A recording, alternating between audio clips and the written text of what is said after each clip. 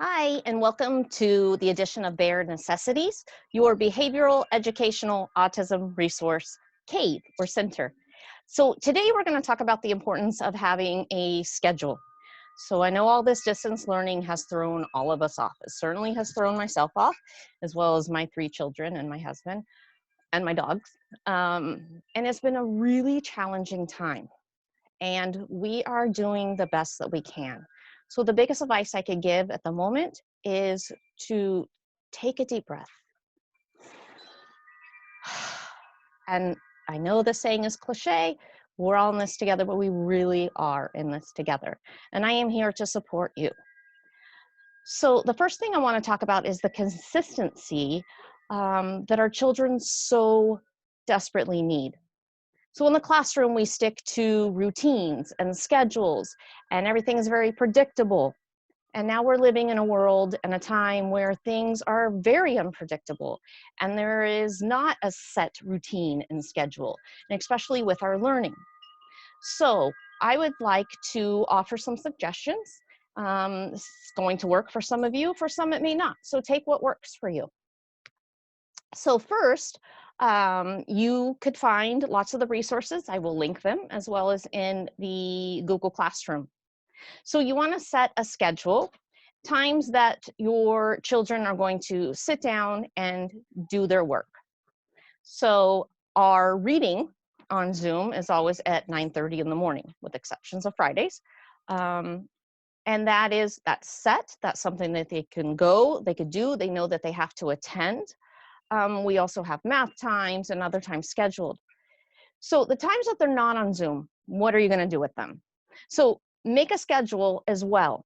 So we go to Zoom, we learn from the teacher, and then we're going to set aside some time to go on to the learning sites that are provided for you. Or if you don't want to have that time dedicated to going onto the computer and doing the sites, then print out some resources, and those are provided for you as well. Take the time, do PE, go on a walk, go on a hike, learn to cook. All of the children are very capable of learning how to dust or vacuum, sweep.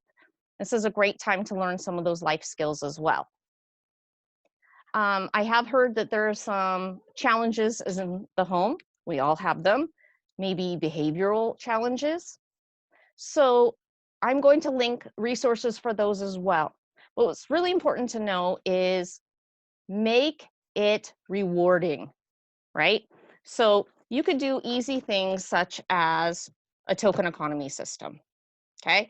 So we are going to get up in the morning and get dressed, have our breakfast, whatever you decide, whatever it may be. And then, yes, you did that. So you're gonna go ahead and great. You know, you earned a star for that, happy face, whatever it may be. And the next box over here is you got online and you did your class, or you did a worksheet, whatever it may be. You completed that, great, you get another star. When we fill this up is when you get the reward. What am I working for? So some suggestions, things that you could work for, right? You could work for some free time on the computer. You can work for blowing bubbles outside, building Legos, whatever the high reward may be, go ahead and use that. So in class, we have a very high reward. The kids are working towards earning a Happy Meal from Mrs. Houston. So when they attend class, when they do their work, when they are participating in class, they're getting participation points, much like this card here.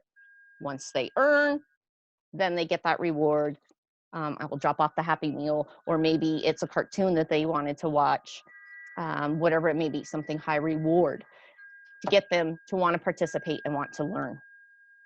All of these resources are posted for you. You can print them. If you do not have a printer, or if you just don't have time to print these, please contact me and let me know. I'd be happy to drop them off to you or mail them, okay? But I need to hear from you. I need to know what you need to help make it easier in your home. You could even go as far as if you want to get You know, a little more crafty. There's a student that really likes the book Goosebumps. So each time this child does an activity, these are Velcroed, you go ahead, you did the activity, you earn, you know, your first set. You fill it out, then you earn that free computer time. Okay, so these are just some easy resources for you to use. Again, I will have them all linked. Another thing, you want to make sure that you have clear rules and expectations, which I'm sure you do in your own household, but they change now because your home just became your classroom, your playground, your social everything, right? So I like to use these in the classroom, and it's really easy. You could take a paper clip and attach that on there. So when it is time for your student to work, or maybe you're on a call, maybe you are doing something, okay? You need the child to listen, or you need them to be quiet. You're gonna go ahead and put that paper clip on the red. That means you are not available. They need to stop and wait, okay? Or stop, come back later. If you're not available, but you just need them to pause for a minute and wait, you're gonna come back to them. That's when you put this on the yellow. Just give me a few minutes, just wait a minute. And then when it is time for the student to talk or engage in the activity, green means go. They could go ahead and have that conversation. I used to have these posted around my house. We also have them posted in the classroom, but just reminders that this is how we are expected to behave in the classroom.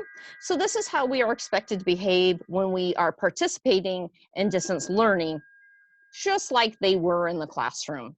So we need to make sure that, you know, your quiet feet are on the floor, because those tapping feet are going to distract everyone else that's trying to learn online, as well as your quiet hands, your quiet mouth.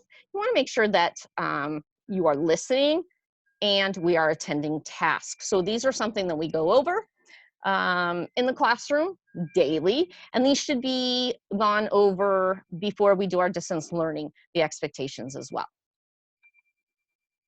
Okay, this was very fast, and I will get into each of these in more detail. I just wanted to take that time to let you know that I am here for you, and all these resources can be found on the links and in Google Classroom, or just by giving me an email, or by contacting me on Dojo and saying, I really need some help. Can you drop off materials to my house? Or can you mail them? Can you send me links? I'll print them. I am here for you during this time, because we can only be as successful if we work together. Okay, so that is it for today, and we'll be back for another edition of Bare Necessities, when we'll talk more in depth about behavior and managing it. So if you have a certain behavior that you are just needing some help with, please reach out to me and let me know so that I can address that for you. So I hope you are all doing well, and take care.